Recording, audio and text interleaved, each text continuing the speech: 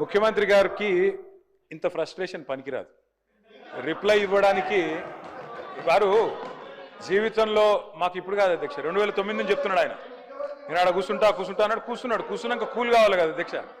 మరి ఇప్పుడు ఎందుకింత ఫ్రస్ట్రేషను, ఎందుకింత నిస్పృహ, ఎందుకింత ఆవేశము మాకైతే అర్థం కావట్లేదు అధ్యక్ష.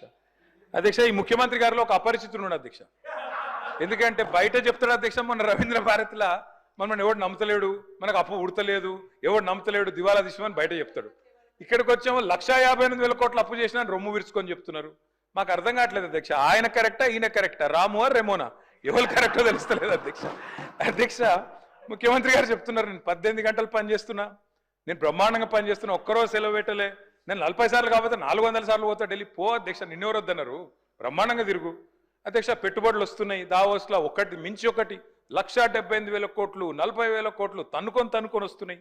సంక్షేమం అద్భుతం, అన్ని అయిపోయినాయి 5 గ్యారంటీలు.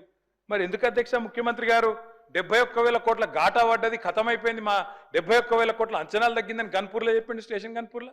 ఎందుకే అంటున్నా అధ్యక్ష, నేను ఓదికేమో పైసలు లేవంటారు అధ్యక్ష, ఉద్యోగులకు డిఏలకు పైసలు లేవు, 6 గ్యారంటీలకు పైసలు లేవు, తులం బంగారంకు పైసలు లేవు. కానీ మళ్ళీ ఇదే ముఖ్యమంత్రి గారు ఏం చేస్తారు అధ్యక్ష, బ్రహ్మాండంగా ఫ్యూచర్ సిటీ హెచ్ఎండిఏకు 20,000 కోట్లతో టెండర్లు, జిహెచ్ఎంసీలో 7,000 కోట్ల టెండర్లు, వాటర్ వర్క్స్లో 14,000 కోట్ల టెండర్లు, కొడంగల్ లిఫ్ట్ ఇరిగేషన్లో 4,400 కోట్ల టెండర్లు, ఫ్యూచర్ సిటీలో 6 లైన్ల మెయిన్ రోడ్డు, 2 వైపులా 2 సర్వీస్ లైన్లు, మొత్తం 10 లైన్లు, 5,000 కోట్లు, మూసీ సుందరీకరణ 1,50,000 కోట్లు.